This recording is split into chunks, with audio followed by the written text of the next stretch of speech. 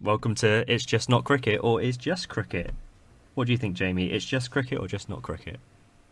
Um, that's a good question. I would say it's just not cricket, but then that would confuse the segment we have at the end, which I also call it's just not cricket. So is any of this cricket? It's anything cricket. Good point. Um, so we're back after the barnstorming episode one, which I thought went very well. I enjoyed that a lot. Um, Trying to not go too cricket heavy this week, but I've also got a lot of cricket news. Oh, get in.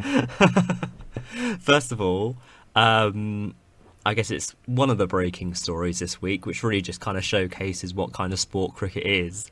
Have you seen that the MCC have announced a new code of laws, which will be implemented from the 1st of October? I have not. I couldn't even think what new laws or change in laws they could even Well, bring in. exactly. So the MCC, the gods of cricket, they've come together to make some changes. I think there are two which I think stand out, which have caused the most kind of not strife or anger or anything like that, but just like a few eyebrows raised. Um, Law 18, I'm sure you'll be very familiar. I Um, yep. I'm aware that's from having read laws 17 and 19. that's what's so crazy about cricket. So for casual fans listening, which I know we've got a few, is that cricket doesn't have rules, it has laws. These are the laws of the game, not the rules. It's ridiculous. Um, so Law 18 has now been changed, so it's Law 18.11. So that when a batter is out caught, the new batter shall come in at the end a strike was at and face the next ball. So there'll be no more if you cross, the batsman who is in is going to face the ball. It will always be the new batsman facing that penultimate ball. Okay. What are your thoughts? I I was expecting a bit more controversy from it. I guess it like cuts out any sort of tactical crossovers. So if you Yeah. have like a tail ender in and he's just going for a smash while you've got a batsman who's Mhm. set in and they I cross suppose and it. Yeah, it, yeah. it it really adds a new dynamic. So say if you need four to win the World Cup, and you've got I don't know Stokes in on 90 at the other end, and they desperately try and cross, and then you've got to have I don't know Mark Wood try and hit it. I guess it adds that new kind of dynamic, which is going to take a while to get adjusted to. Um, but we've got we've got until the 1st of October to bring ourselves to that. Um, but the main one I think is Law 38.3. Um, Uh, that's one um, of my favorite balls.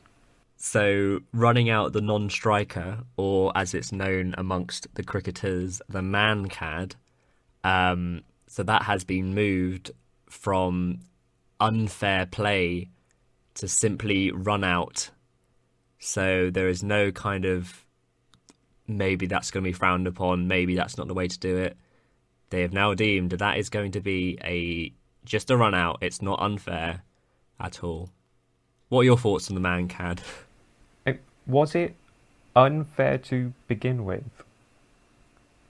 I I think mean, a lot of the furore around mancads is that the bowler wouldn't give the batsman a sort of warning before. mm, Like the batsman would yeah, start walking down, and hmm if the bowler just takes the bails off, he's a bit pissed off with that. But if you're like, yeah, well, mate, you're a bit out, I'm just gonna knock the bails off next time, that somehow makes it better. But it was yeah, never not allowed. It was never not legal. yeah. It was never not. You could never do this. It was in the rules of the game, and I think someone like Ashwin is who plays for India is huge on like it's fine. It's in the rules. I can do it. Whilst I think very much to people from an English perspective would be like, oh, that's gentleman's game. You can't possibly be doing that. That's completely unsportsmanlike. And I think it is. I think it is bad. I think it is crap. Like if you're playing a game and you've not made any kind of assailable distance, and then you run out, the wall warning thing. It's just a weird concept, and I would just wish it didn't exist in the game. Like, I don't think I would ever feel good celebrating a man cad. It doesn't feel like there's no skill in that. You've not earned that. Um, Well, it's no, just a but say like it stops the batsman at the non-striker's end going a ridiculous yeah, yeah, true. amount. Like if you just take Mankads out of the game Mm, completely, then what's to stop the non-striker going halfway down the pitch? it's a good point. Yeah, I mean, I haven't got a better way. I'm not a lord of the MCC to come up with a better rule. It's just a bit of a weird one. It's such a bit of an anomaly, but yeah. So that's no longer not unfair. Just a run out. Um, Yeah, I mean, it was never unfair, but Team Also, Ashwin. there's no Team Ashwin. There's also not going to be any saliva on cricket anymore after cricket balls, which bowlers used to put saliva on balls to make it swing more, which is out of context for any non-cricket fans. Doesn't make any sense at all. Um, so those are the laws that have been changed, not the rules, the laws. Um, have you got any other cricket news before we get into the actual cricket that's been happening this week? I mean, honestly, I was taking a look, and the biggest news I could see was a load of the IPL teams releasing new shirts. So, I know. Yeah. I think the one, I can't remember which team it is because there's too many. And I think not many English fans are going to have that much interest or investment in the IPL. But KL Rahul's shirt, I think, is the worst I probably have seen in any kind of sports shirt. I think it's just this really ridiculous white. But yeah, you can't wait for the IPL, and that's going to last about 4 months. it's just kind of lost its appeal if it had any for me in the first place. Yeah, I think the spark is, and a lot of people like Jason Roy and Alex Hales have pulled out because of bubble fatigue, and it's completely understandable. You can't have players come from franchise to franchise to franchise just be in bubble forever and ever and ever. It's just impossible to do, and I think it's just for the IPL. I don't really think it's the be all and end all as much as it was anymore. Like, surely it's great and people earn a lot of money, but I think you've got Big Bash, you've got the 100 now and things like that, the CPL. There's so many competitions you can go and play in, and if you're an international cricketer, you're never going to stop playing. So I've never really understood the point, but I think it's more of a retirement village. To be honest, when you're at the end of your career, you're going to go to the IPL and earn a few bucks.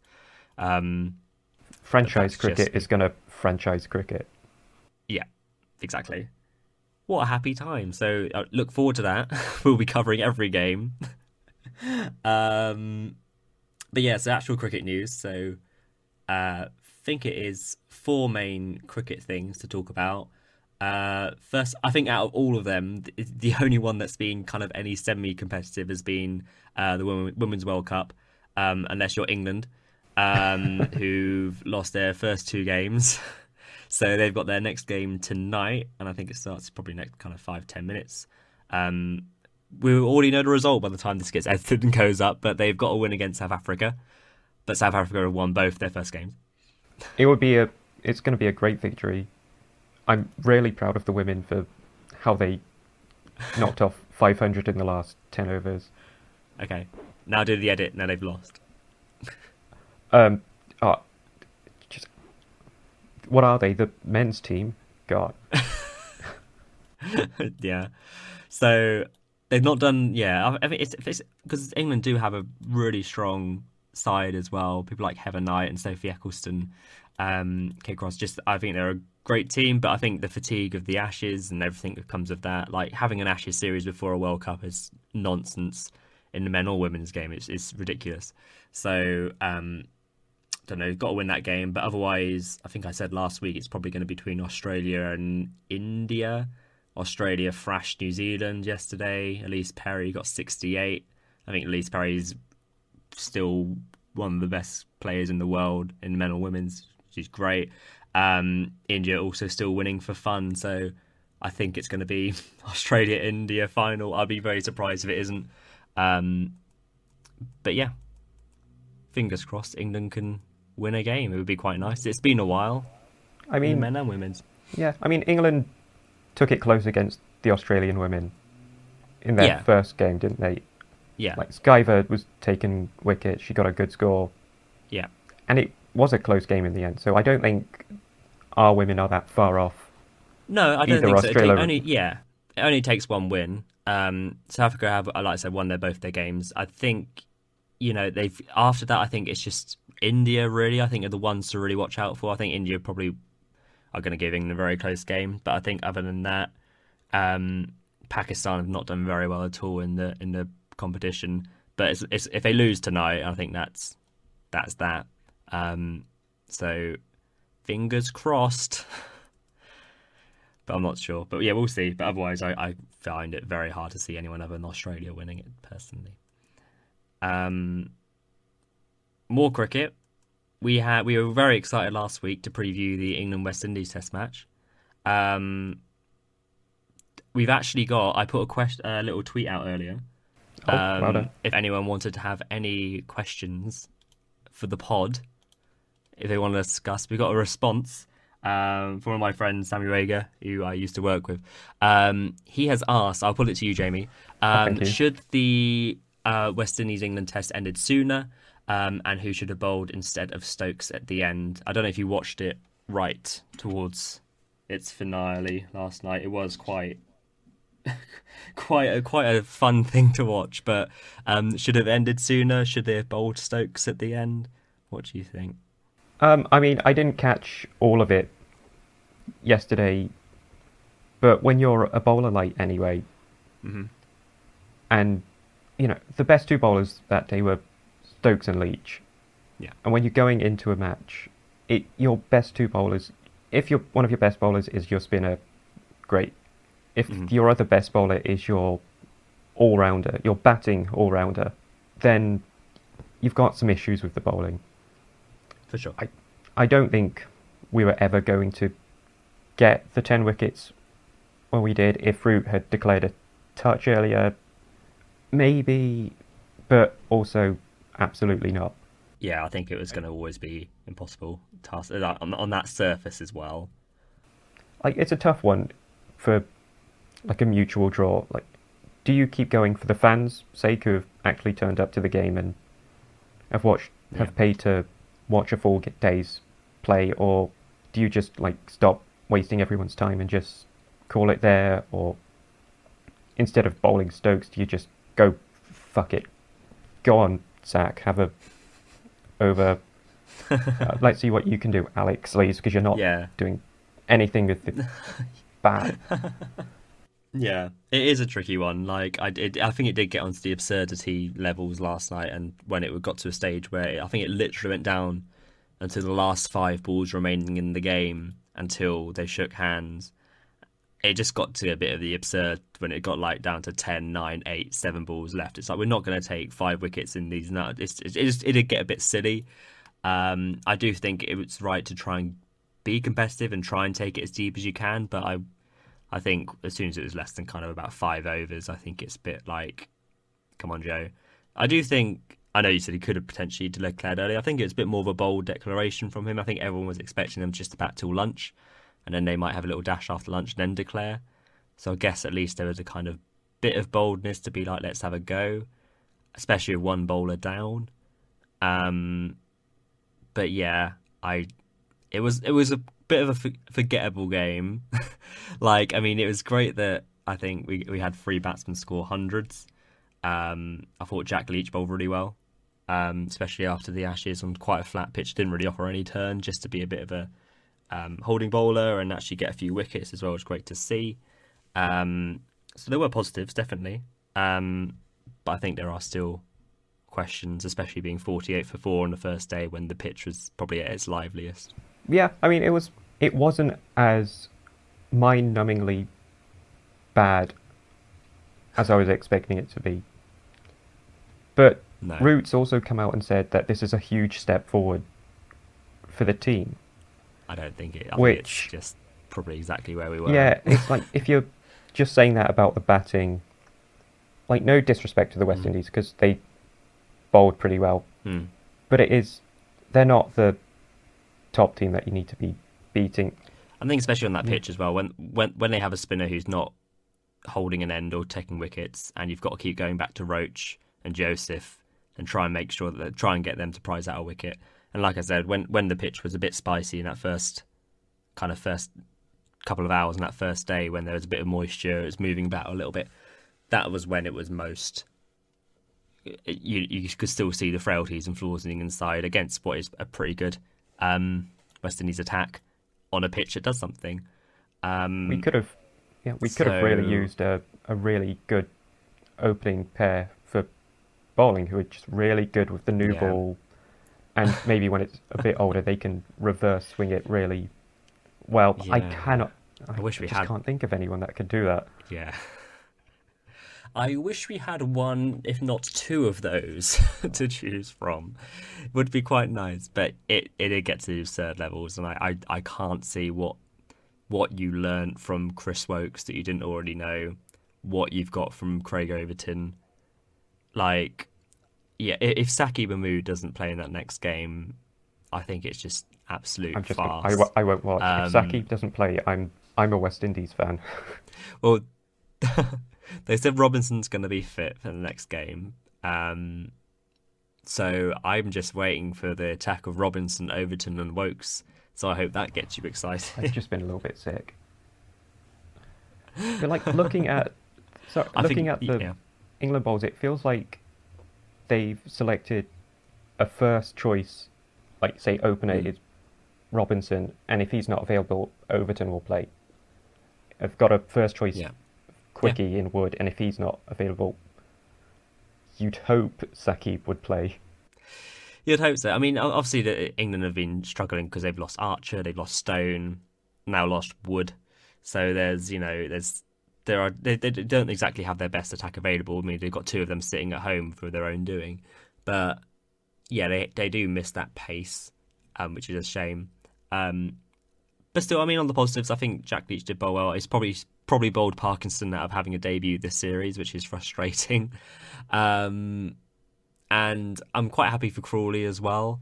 I've seen a lot of people being like, "Oh, it was a great innings, but he did average 10 last year." Blah blah blah. I was like, how long have we been waiting for like an opener to get 100? I know Burns got one last time, but one get a good 100. And then just be a bit more kind of assured at the top of the order and live up to the promise a bit. And like I know that everyone's saying it's a flat wicket, doesn't do a lot, but he also got 77 off about 70 balls against Australia and in Sydney and against a very, very good attack. It's just a classic sports thing. Like, we can't really offer too much support. We need to wait for them to be bad again just to say, I told you so, And if the wicket was so flat, wouldn't everyone be scoring hundreds? Exactly. Like, you've got to give exactly Crawley and Bairstow and Root and Bonner for Windies, everyone who scored big in the test. You still got to go out and get the runs. Exactly. And it's not. It wasn't a free flowing wicket either. Like, and Crawley, like, just the timing he gets is nonsense. Like, I don't think I've seen a player, maybe since someone like KP, that when the ball just gets hit, it just really, it's a cliche, but when it just stays hit, like, it's it's going to be four. It looks like just a gentle push, but it's just literally whizzed back to the boundary. I think he's just great to watch, and I really hope he does continue to like score runs and establish himself, because I think he is a real talent. I think he's really promising, and just stick with him. So fingers crossed, he can build upon it. Hopefully, just let him have a big run in the team opening.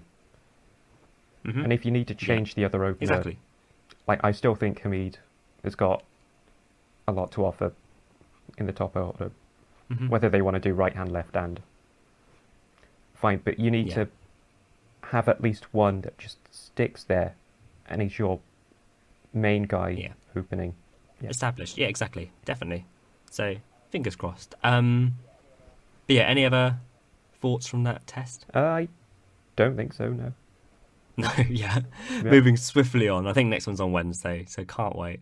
I'm going to go to India, Sri Lanka next. So my question to you on this one is, can Sri Lanka make it through a third day of a test match? because obviously they got pumped last time.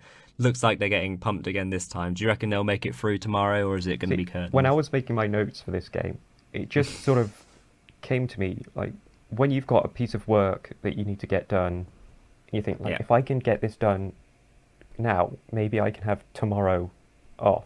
And I think these two teams are just like, if we can get this test over in day three, we can have 4 and 5 off and just chill. Pretty much. Um, yeah, so I think they'll definitely go on and win, easy peasy, no problems. It's another kind of day-night pitch in India that just seems to do an awful lot. Um, Kohli got two grubbers, which is good for him, but not good for his average. His average has now dropped below 50 for the first time since 2017. That's 41 tests. Um, I think he's a long way from his best now. I think the prime Kohli years have gone, as much as a lot of Indian fans will try and tell you otherwise. He's still obviously a very, very good player. And obviously he's had all the captaincy stuff to go with it. But that's quite a lot of tests. That's 41 It's tests. incredible he's had that Yeah. average so high for so long. Like he might Uh-huh. be declining now, but during that Yeah. time, he's still quality. He really. I think I also saw a stat up as well about the distances times between hundreds in international cricket. I think it's with ODIs and Test matches. I think it's now 49. No, I might be completely wrong on that one. Might be 49 games when he's not scored 100 for India. It feels like a long time since we've kind of seen that Kohli celebration. We'll see it again, I'm sure, but yeah, he's definitely struggling. He's struggling. I mean, problem with Kohli though, whenever he scores runs, they look great. I think he's probably got the best cover drive in the game. But how long can you live off past kind of successes? I guess like the Indian team is great, so he's always going to thrive about that. I think Steve Smith is quite in a similar boat at the moment. Like he's not been scoring the same amount of runs that he used to. So it's just a bit of a change of guard. I think that there'll be suddenly a new kind of Fab Four. And I think it's slowly emerging with people like Marnus. But yeah, I think he's still a great player to watch. But yeah, I think it's just quite interesting that it's now dipped below Do you think 50. that's more of a mentality thing, or just as he's getting older, he can't? I guess there's probably I don't know. It's tricky. I guess there's an element that people maybe worked him out a bit. Um, Maybe his strengths aren't as strong as they used to be if people know where to bowl to him. Maybe just a lot of cricket as well. Maybe There's too definitely much some. pressure to Sorry, the there's definitely captaincy. some internal politics going on with the Indian cricket board as well. Massively, hugely, yeah. Maybe the weight on the shoulders as well, because obviously he's not as huge as Tendulkar, but like he's still probably the biggest name in Indian cricket at the moment. Um, so yeah, I think it's just interesting. So it'll be interesting to see how it pans out. I don't know when India play the next test actually, so it might not be for a little while because obviously they go straight into the 8 months of the IPL. So we're looking forward to that. But a quick one because I don't think there's that much to say about this game because India are going to easily win. But Pant scored the quickest 50 for India. That was off 28 balls. The previous one was Kapil Dev back in 1982 off 30 balls. But it kind of felt inevitable that someone like Pant would get this. Oh, for sure. Like I had that stat ready to go as well. We've had Nice. 2 weeks in a row. We've had stats related to Kapil Dev, Yeah. but The Kapil Dev pod will it's get him just on. great to have someone like Rishabh Pant in a test match. Like he knows what his job is.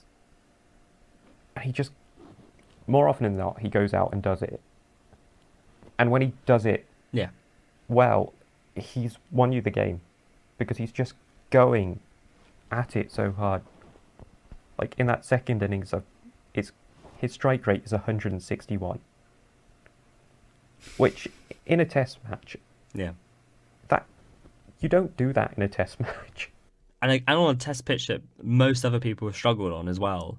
That's the thing because India haven't batted great in this game. They got were bowled out in both innings, and only because Sri Lanka can't bat are they going to win this game. But like a lot of the other batsmen have struggled. Like like I said, Cody got two grubbers, and then Pants come out and just smashed a 50 off 28 balls. Like he's sometimes when it comes off, it looks great, and you think this is probably the best player playing at the moment. But when it doesn't look good, it looks very bad. So it's just there was a few innings in South Africa where he probably lost the series for them there. But then there's also innings like when he in Australia last year where he won them that series in Australia. So it's I think you'd always have him in your side. You've got to just take that tricky business. You've just got to accept that he's going to go big, and that's his job. And if it doesn't pay off, fine. You've still got players like Jadeja and Ashwin to come in that should be able to do a job after it. Did you have any other India-Sri Lanka stats, as I stole your other one? No, I'm just looking at the scorecards, and the two players that scored the best for India, Pant and Iyer, are the two that have consistently the higher strike rate. Yeah. So on that pitch that's doing a bit, maybe if you were going after it a bit more as opposed to playing it in a more conventional test match style, you'd have a bit more success. Yeah, you're waiting for that kind of pitch. One's going to have your number in the end, so you might as well try and make the runs whilst you can. And they're also kind of India's new guard as well, aren't they? Kind of Iyer and Pant. So they are slowly forming into that kind of new 11, and people like Pujara and Rahane are now out of that team. So it is slowly moulding into that kind of new one, and it's, they keep producing all these quality bats, and then we struggle to find one. But saying that way, we just have 3 people got 100. So what am I talking about? What do I know? But we've got a final test match to quickly cover. Pakistan v Australia. My simple question this time is, what's the point? The point is to watch Uzi Khawaja get a dope 100. Yeah, I mean, I always like seeing Uzi Khawaja runs. Yeah, especially in Pakistan as well. It's a great story, that one. Yeah. You know what's really concerning? This Australia team is starting to get a bit likeable. I know. Like Khawaja, there's not Marnus. many people in this team I don't like. Yeah, it's tricky, isn't it? It is. I don't like it at all. I think I did send you the video. Obviously, Carey was out for 93 today, fresh out of his little dip in the swimming pool. Did you see that video? I think I sent it to you. Yeah, I saw it. Yeah, had a nice swim. Yeah, had a little swim when he falls into the swimming pool in Pakistan. That's great. But yeah, this series, like, it's 7 days in. We're almost halfway through the series, and I could always look at the scorecard and just say, I'm pretty sure I know what's going to happen. Like, Australia batting for their second day in a row. It's like they're going to bat till close. Nothing's going to happen. What are they? 500 off for 7 at the end. Pakistan will bat. They'll get like 480, maybe all out, and then Australia will bat a little bit. It's just like such pointless cricket. And like it doesn't offer anything, especially in Pakistan, where they've had a team like Australia going to tournament for the first time again. It's pretty much deja vu because we discussed this last week. It's just really disappointing. I mean, the only thing you could say is because Australia have got so many runs in this first innings, does that put so much pressure on Pakistan to then try to match that? Or they'll bat for a draw easily. They'll just dig in. I mean, I agree, but Lion got yeah. We got to try and pretend it's interesting. I just can't see anything other than maybe a 0-0 free series draw. Like, I just really wish they'll make the last pitch a real like rag turning one, because what are Australia learning from this at all? I don't think anything. What are Pakistan learning from this? Runs. Yeah, it's a home series for them. They should be at least. I don't know what the groundsmen have been told to prepare. Yeah, well, Cummins came out end of last week and said like, oh, the pitch has obviously been made to nullify our pace attack, which is fine if you want to go to those kind of home advantages. But then favour spin more instead. Don't just be like, here's a road, Yeah, I really don't have much to say about this. Is there any other things you got to say about Pakistan v Australia? Babar got a wicket. That was fun. That was his first Test wicket, I think, as Yeah. well. Yeah. And it's so bad, like you said, like that kind of feeling, like you like the Australia. Like I felt bad for Carey not getting his 100. Like it's just, I don't want to feel anything for this Australia team. I don't like it. I mean, I'm looking at the team now. They do still have a few dicks in there. Like, it's easy to dislike Warner and Lyon. But even Warner, like I feel like it's a cardinal sin to say you like Warner, but like Warner of late has been in such like kind of good spirits on the field and stuff. Like he was having little dance as well in the outfield last game.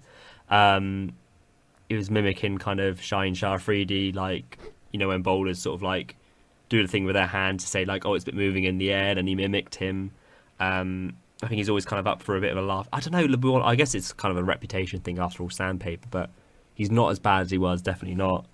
I think a lot of that is just the environment of Cummins as well. Like, and it's just, I don't know. I think mostly they're all pretty decent blokes, to be fair. I mean, it's just that Justin Langer effect. I don't know if it's from Langer having coached them or from Langer having left them. Don't know. Maybe a little column A, little column B. But good luck to them.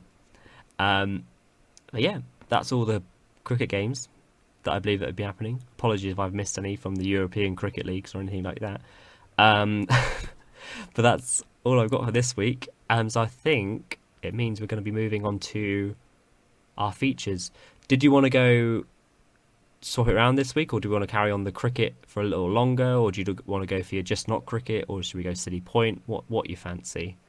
We can change the format up a bit. We can switch from our seam to our spin. Yeah. So this is the Yeah, do that. yeah. So you would say you're a kind of a Tottenham Hotspur fan, not majorly into it, not. I take an active following, but not active supporting, I guess. Like, I'll always see how they've done, what the score is. I mean, I literally went to a game last Monday. So I guess that's a bit more. I would support them out of it's my family's team, I guess. Like, if I'm going to watch anyone play and want anyone to win, I guess it'll be Tottenham, yeah. That's fair. And like, seeing as they were playing Manchester United this weekend, which is my Yeah. team, and I'm a big supporter of them. If you Yeah. are just following Spurs' score every week, I'm following what Bruno Fernandes eats. Yeah, So, sure. Okay. Yeah. So obviously the reverse fixture was dubbed El Sacico when the two met. If whoever lost that match, they were likely going to sack their manager. United won, and guess what? Spurs sacked their manager. But Yeah. it was fine because United sacked their manager not long after that anyway. So Yeah, because it was Ole's last win, wasn't it? it I think. was. Yeah, thank you for that. Yeah. So this is a strange game in which each fixture has had two completely different managers for each side. And the pre-match was kind of worrying as a United fan because you'd have... First you were told David De Gea wasn't playing because he was out with COVID. And then news came through that it was a false positive, that he's back playing. And then you're told Bruno Fernandes is out ill and you're not sure if that's COVID. And then you're like, oh, shit, we don't have our primary creative source playing, and we don't score goals anyway, so what's going to happen here? And it was a game where there weren't many creative players on the pitch, even though there was still Paul Pogba, there was still Jadon Sancho, there was still Marcus Rashford.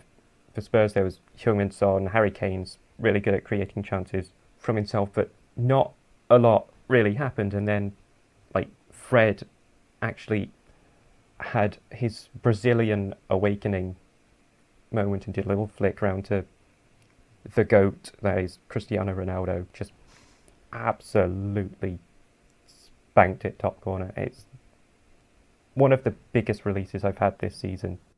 It was a pretty good goal, that first one. Yeah. But then like the problem with United this season is they just go back into their shell after they score, and after they're Mm, winning, and they just let Spurs come at them. They had a goal disallowed. yeah. They had Hmm. a header cleared off the line, and then he had a. I mean, people are saying questionable penalty. I think it's handball. There was a similar Mm. case United had at the other end, which some Probably too is. close to be handball, really. Yeah, I don't think United's was a penalty, and I think No. Spurs's was a bit more clear. Yeah. And they make it 1-1, but that's fine. But it doesn't last long because Spurs just kind of switch off the ball. Matic has got a really good through ball, and Jadon Sancho is like perfect in those split seconds, one touch moments, and Ronaldo just taps in to make it 2-1 again. But then the second half is just some of the worst I've seen this season. They just couldn't hold the ball, and you're winning. You're not. There are two major ways of defending a lead. It's either to sit back, compact, and defend as a team, or to keep hold of the ball, keep possession, and don't let the other team have the opportunity to create chances. And United just didn't do any of that. Like saying that No. Spurs didn't even create that many chances. So naturally, United not playing well, Spurs not creating anything. Harry Maguire's obviously going to score an own goal. Naturally, yeah. But Fan favourite. like as someone from more of the outside looking at, what do you think's going on with Harry Maguire? Like, is there anything or any players form in cricket that you could sort of relate that to? People in cricket, I feel like, I don't know, I think probably latest I'd guess is probably Joss Butler to Harry Maguire. I think, person billed with a lot of potential. Obviously, was it about like 80 million they paid for him? I can't remember these kind of things. And someone like Joss Butler coming to the test team on this kind of high billing from white ball cricket and expect him to succeed. I guess I would kind of draw similarities to him and Harry Maguire, I guess, in this kind of United setup. I don't know. It always seems to be every week that something Harry Maguire's done, which has not gone well. What can I say from a Tottenham perspective? I think United and Tottenham are very similar. I think it's very easy to say that, oh, it wouldn't have made a difference, but Ronaldo was the difference in the game yesterday, literally. That's the biggest insult I've had all season. You're very welcome. United and Spurs are very similar. Great. Not in the way they play or anything like that. No, I get what But you mean. I think in the way they're completely... I don't think either of them really know what they want to be at the moment. I think there's very much a lot of cross wires. No one really understands their roles. Do people want to be there? Do people want to go? Who's the manager going to be? We're going to get a new manager. I think there's so many similar narratives between the two of them because they're completely different sides in the way they play and the personnel, all that kind of stuff. So I'm not saying they're similar like that, but I think in kind of turmoil sense, I think they'll probably end up on similar points this season. I can't see them being much too far apart. I think Tottenham should have probably pressed home a bit more yesterday.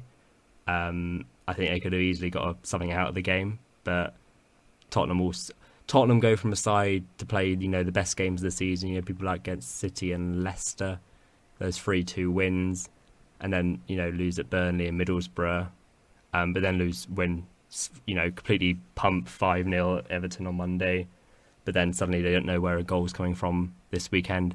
They're just a very awkward side and difficult side to watch. But I think both sides have problems. And, it took a moment of brilliance from Cristiano Ronaldo to get that first goal. And I think that goal probably made the psychological difference. There's that kind of aura of the player. And I just can't see anyone from the Spurs team doing anything similar to change that. So that's my perspective from a kind of outside. You may disagree, but that's my viewpoint. I think in that sense they're similar. Obviously very different in terms of playing, but I think they've just both got a lot of problems. Yeah, like in terms of the narrative they've both gone through this season, it is very similar. Like obviously the Hmm. Al Sakako game where they could have both sacked the manager Yeah. at the same time. They did it within weeks of each other. They bring in some experienced, no Hmm. nonsense, no bullshit taking Yeah. managers. One is almost certainly not likely to be there in Rangnick at Hmm. United. He'll move Hmm. into a consultancy role at least. Conte, I just cannot tell if he'll be there or if he's gonna. Exactly. Yeah. He goes from one week having a meltdown to the next week To completely. the greatest team in the world. Yeah, Yeah. And then you got people like Kane slash Ronaldo and things like that. Like Ronaldo going off last week, wasn't it? Where did he went back to Portugal last week, didn't he? Instead of playing a game, a bit for his injury. he was. I kind of missed a lot of that. There are theories that he wasn't actually injured and it was a bit more of a Yeah. sort of punishment, or he was just sort of allowed a couple of days off. But he, Mm.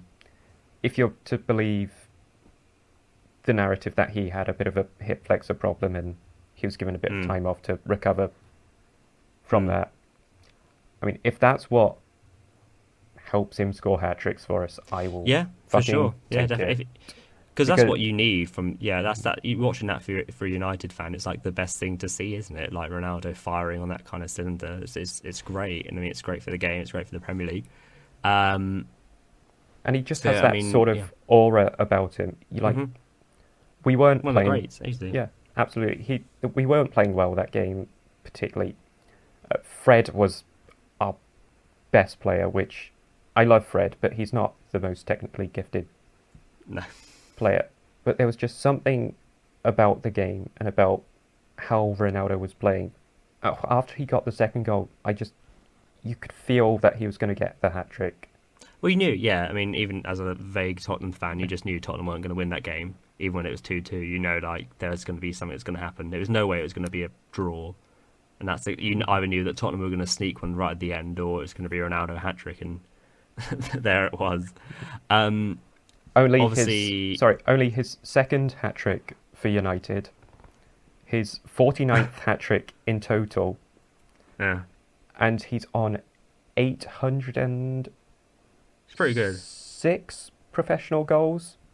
Yeah, it's So not he bad. is outright the highest goal Could be scorer better. ever. Could be better.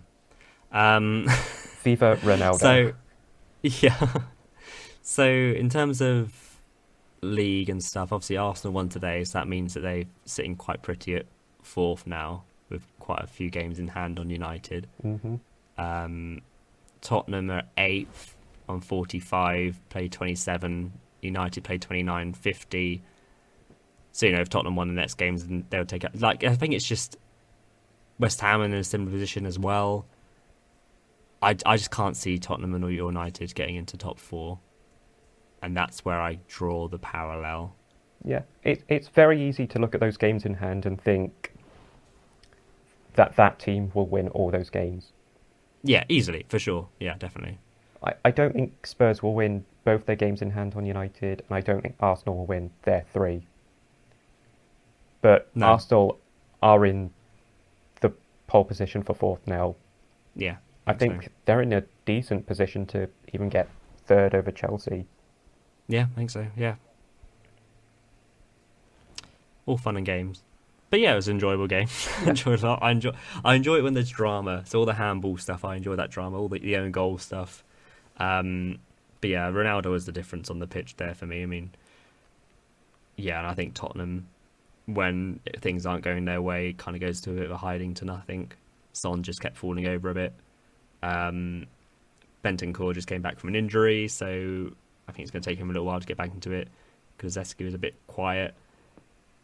It's annoying because when they click, I think like they get literally. I know they're playing Everton, who are trash, but the way they played on Monday was just literally just.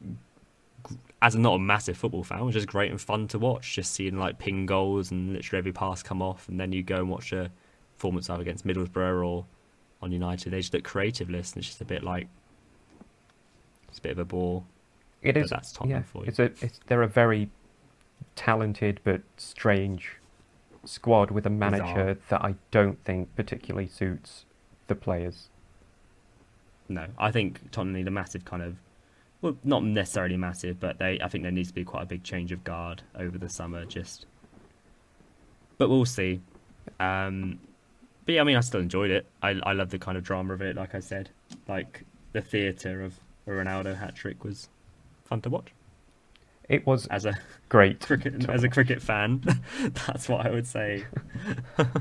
Yeah, any more on That on is the game? that's not cricket. That's not cricket. But yeah, GG's. Maybe if there's another exciting footballness, we'll draw upon that in future. And apologies for any offence at saying Tottenham and Manchester United are exactly the same. um, I mean, I take massive offence, and I will be holding a grudge. but what about this last question? Would you take like would because I hate transfer rumours, so they bore me to death. But would you take a Harry Kane in the team when you've got a Ronaldo? Like if you could sign Harry Kane in the summer, would you take him? Would you be like, nah, fam? No, no, I wouldn't want Harry Kane. The Hmm. thing, Kane is injured a lot. This season, he hasn't been as productive. And I do think he's getting his mojo back a little bit now, but I feel like we're in freaking March. yeah, exactly. And there are much younger strikers that you can get for cheaper from other leagues. Like Hmm. there's Jonathan David at Lille. Erling Haaland has a fairly low release clause for the quality that he's got. And I mean, Kane's just getting to that age where he's probably not Yeah. going to be as prolific anymore, and No. any kind of fee that someone's going to have to pay for him is just going to be Yeah, stupid. over the top. And Yeah, it's- he's going to be at Tottenham forever, I think, easily. yeah. But yeah, I think we'll come back when the season's over and see who finishes where. Uh, for all our listeners who are going to be very excited about football. But yeah, cool. Last point, a silly point, Hey, you could say. Get it? because no, I don't get it. Okay, so silly point is my feature where I find a silly thing or silly story from the history of cricket, and silly point is also a fielding position in cricket, which makes it very exciting. So we spoke a little bit about Pakistan and Australia being what's the point of that test, and it's a long old test, and who cares? And it got me thinking, because there's so much stuff in cricket where you have to explain cricket to someone, and you have that kind of silly old joke where you'd be like, lol, you can bat for 5 days but still get a draw. We've all had that kind of conversation. So I thought I would do some digging and find what was the longest test match. And it's actually a Guinness World Record as well. So the test match, it took place in 1939 between South Africa and England. And it lasted 12 days between the 3rd of March to the 14th of March. It was the final ever timeless test match. There were 2 rest days between the 12 days, and one day was abandoned to rain. But yeah, it took place between the 3rd and the 14th of March. What I really love about it is that it was abandoned after 10 days because the ship taking the England team home was due to leave. But yeah, the total playing time, a few stats, was 43 hours and 16 minutes. 5,447 balls were bowled. And a test match record aggregate of 1,981 runs was scored. Yeah, so basically, going into that 5th test of the tour, England had a 1-0 lead.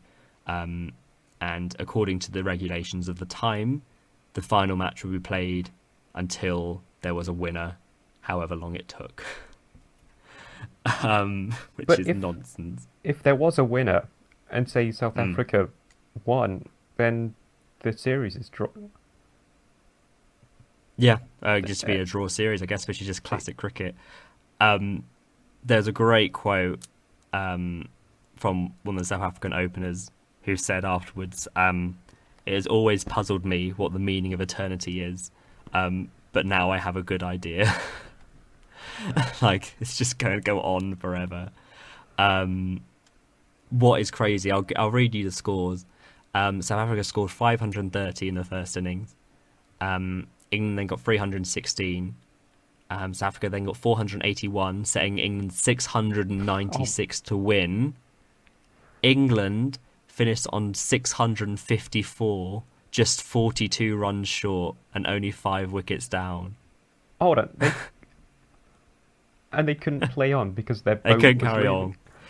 Yep. So there was no option to extend the game any further, as the tourists had to board a train to their 2-day, 1,000-mile journey back to Cape Town, where the steamboat Alfell Castle was waiting, having already left Durban without them.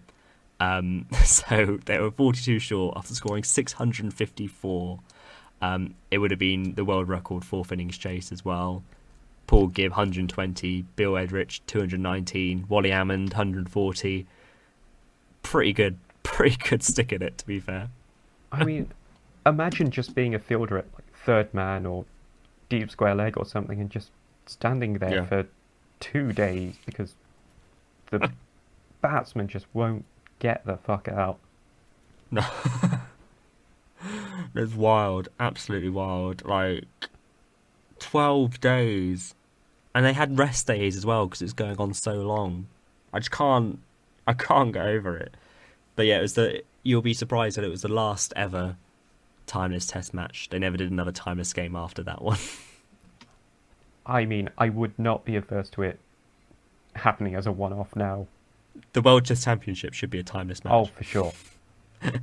But yeah, It so should I be, enjoyed that. it, it should be between Pakistan and Australia. Yeah, I think so. I think that'd be great. I mean, basically, that's what's happening now. We're Exactly. having literally 3 Test matches, so we're going to have 15 days of this. Might as well just be all one game. But yeah, so that was England South Africa from 1939. So like I said, that is a Guinness World Record as well for the longest ever game of cricket, for a Test match anyway. But yeah, absolute nonsense. I can't 43 hours of cricket, just one game, and then you still don't have a result. Like, how do you explain that to a non-cricket fan How that do you can play for 12 days and not have a winner? How do you explain that to a cricket fan? Well, Or yeah, point. cricket player? Yeah, What? I'll send you the scorecard at some point, but What a what a nonsense time. game. It's and that's why it's just cricket or just not cricket. You get it? I do get it. Because Nice. it's the name of the thing. Name of the podcast. Oh, But yeah. But that's me. That's my silly point. And I think that's pretty much where we'll leave it, I guess, today. Unless Yeah. you got any other silly points or a point to say. I have no silly points, cover, or otherwise. No silly points to cover. But yeah, it was good.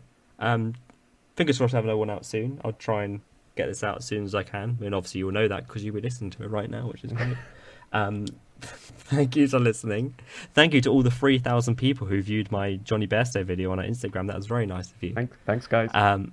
Thanks, guys. And we'll be back soon. Final words from you, Jamie. Leg. Bye.